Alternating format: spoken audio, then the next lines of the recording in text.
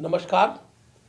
आज हमारे साथ उत्तराखंड पूर्व दर्जा प्राप्त मंत्री सच्चिदानंद पोखरियाल जी हमारे बीच आए हुए हैं और हमारे बीच में हैं गौ रक्षक आयोग के अध्यक्ष रहे हैं श्री रावल जी महाराज भी हमारे बीच में हैं और हमारे साथ हैं सांसद प्रतिनिधि और योगाचार्य देवेंद्र हितकारी जी।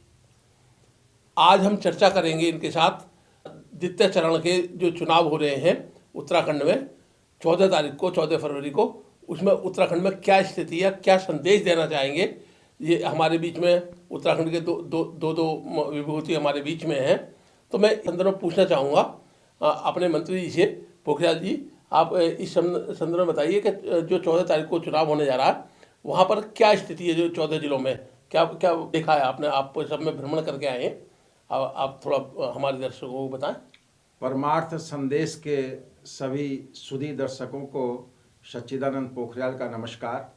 और जैसा कि आदरणीय वीके अग्रवाल जी ने अभी प्रश्न किया कि 2022 का जो चुनाव है इसमें उत्तराखंड में क्या स्थिति है, मैं अपने दर्शकों से विशेष रूप से भारतीय जनता पार्टी के कार्यकर्ताओं से निवेदन करना चाहता हूं कि जिस तरह से हमारे कार्यकर्ता बहुत ही अति उत्साहित हैं चुनाव को लेकर के, जी, लेकिन मैं कार्यकर्ताओं से अपील करना चाहता हूं कि कई बार अति उत्साह में हम लोग अपने विजन से भटक जाते हैं।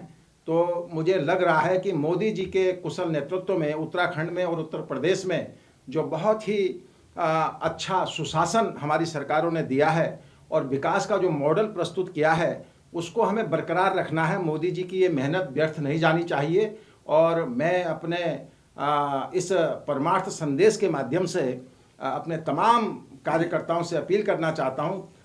14 तारीख को फरवरी को वहाँ पर चुनाव है, तो मैं कहना चाहता हूँ कि जिस तरह से मैं अभी वहाँ देख करके आया हूँ हमारे कार्यकर्ता बहुत उत्साहित हैं, लेकिन इस उत्साह को हमने किस तरह से मतदाता जो है मत केंद्र तक जाए और किस तरह से पोलिंग हो जाए, सबसे बड़ा ध्येय अब हमारा यही है, क्योंकि बहुत ही घंटों का समय रह गया है।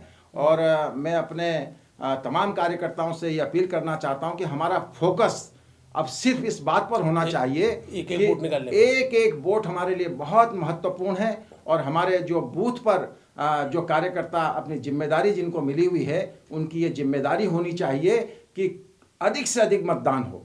जितना अधिक मतदान होगा हमारी स्थिति उतनी मजबूत बनेगी।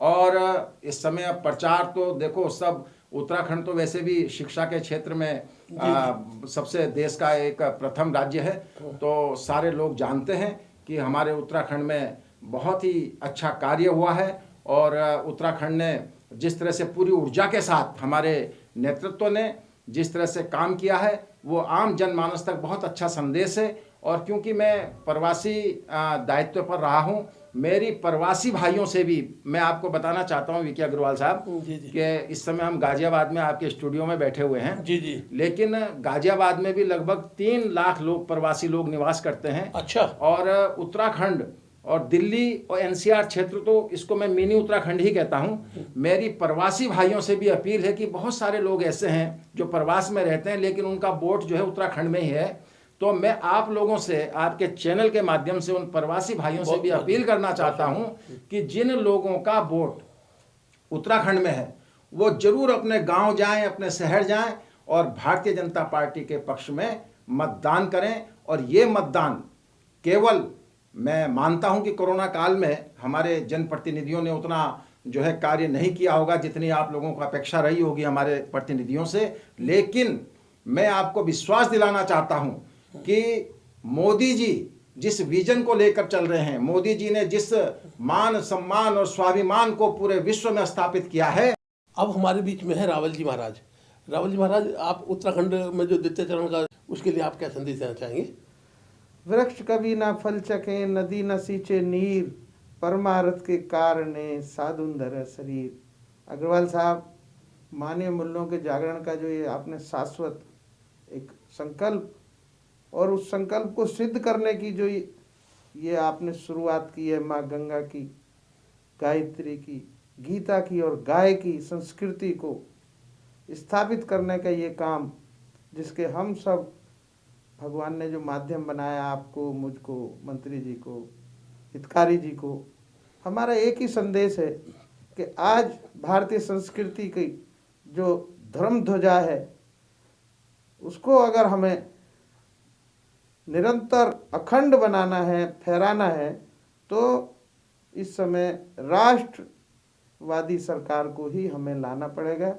और ये हमारी मजबूरी है। जैसे कि जो आसुरी शक्तियां हैं वो संगठित हो रही हैं, विदेशों से संचालित हो रही हैं, आप जैसे लोग संसार में अनेक अनेक रूपों में हर समय आते हैं, और इस समय हम और आप इसके सहभागी बन रहे हैं कि अपनी राष्ट्र की रक्षा के लिए, धर्म की रक्षा के लिए, संस्कृति की रक्षा के लिए परमार्थ का जो ये काम आपने शुरू किया है, 10 तारीख को पश्चिमी उत्तर प्रदेश में, 14 तारीख को उत्तराखंड में हम सब लोग पूर्ण मतदान करके और अपने विचारों की सरकार को बनाएं। जय श्री राम, जय गंगा मैया। आप सभी का बहुत बहुत धन्यवाद पधारने के लिए।